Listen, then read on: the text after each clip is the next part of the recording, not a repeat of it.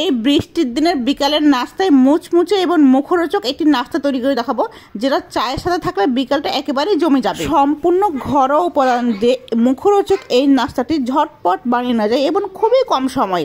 তো চলুন কথা না বাড়িয়ে শুরু থেকে শুরু করে দেওয়া। এর জন্য প্রথমে নিয়ে নিতে হবে মাঝারি সাইজের 3টি আলু।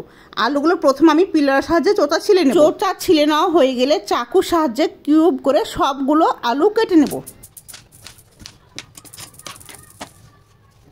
কেটে নেওয়া আলুগুলো ভালোভাবে ধোয়ার পর চুলায় বসে ভালো মতো সিদ্ধ করে নেব।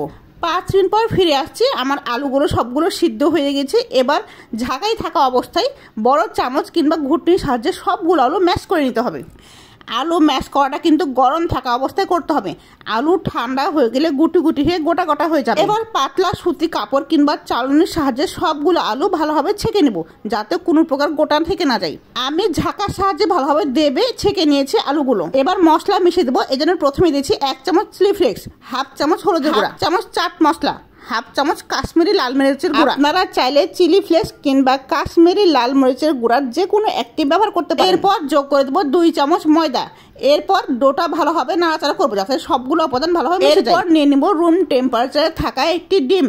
ডিমটা ভেঙে নেওয়ার পর শুধুমাত্র হলুদ অংশটা নিয়ে কুসুম নেওয়ার পর মিশ্রণের সাথে ভালোভাবে মিশিয়ে দেবো। এরপর সর্বশেষ আইটেম 1 চামচ কর্নফ্লাওয়ার আলুর ডো এর মধ্যে মিশিয়ে ভালোভাবে নাড়াচাড়া করে এরপর একটা বেকিং পেপারে তেল মিশিয়ে নেবো, অথবা যে কোনো ট্রের উপর তেল মিশিয়ে আলুর ডোটা বসিয়ে দেবো। ভাবে তেল মিশাবো যাতে আলু স্লাইস করার পর ভালোভাবে উঠে যায়। এরপর একটা বেলুনের সাহায্যে আলুর ডোটাকে স্কোয়ার শেপ করে বেলে নিব। এমন ভাবে বেলে নিতে হবে যাতে আলুর ডোয়ের প্রলেপটা সব দিকে সমান থাকে, উঁচু নিচু না হয়ে থাকে। আমার স্কোয়ার করে বেলে নেওয়া হয়ে গেছে। এবার একটা চাকুর সাহায্যে ভালোভাবে লম্বা লম্বা করে কেটে নিব। এরপর আলুর স্টিকগুলো একটা একটা করে উঠিয়ে আলাদা করে রাখবো, যাতে ভাজার সময় একটার সঙ্গে একটা লেগে না যায়। এরপর চুলায় ফ্রাই প্যান বসিয়ে তেল দিয়ে দিব। তেল গরম হয়ে আসলে একটা একটা করে আলুর স্টিকগুলো কড়াইতে দিয়ে দিব। এখানে চুলার আঁচ মিডিয়াম টু লো হিটে রাখতে হবে এবং ভালো মতো আলুগুলো ফ্রাই করে নিতে হবে। ভালোভাবে উল্টে পাল্টে ভেজে নেওয়ার পর একদম হলুদ কালার হয়ে যাবে।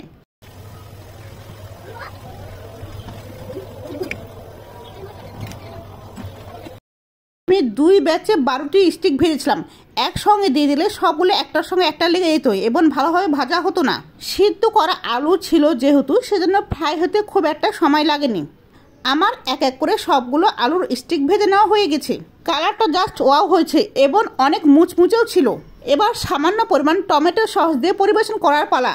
অনেস্টলি বলতেছি, একবার যে আলুর স্টিকটা খাবে সে বারবার খেতে চাইবে। ভিডিওটি সম্পূর্ণ দেখলে বুঝতে পারবেন এখানে সম্পূর্ণ ঘরে থাকা ঘরোয়া উপাদান ব্যবহার করা হয়েছে। আপনারা চাইলে একবার বাসায় এটা ট্রাই করতে পারেন। পরবর্তী নতুন কোনো রেসিপি পেতে হলে আমার পেজটি ফলো দিয়ে পাশে থাকবেন। ভালো লাগলে লাইক কমেন্ট শেয়ার করে দিন। আজকের ভিডিও এই পর্যন্তই। ধন্যবাদ সবাইকে। আল্লাহ হাফেজ।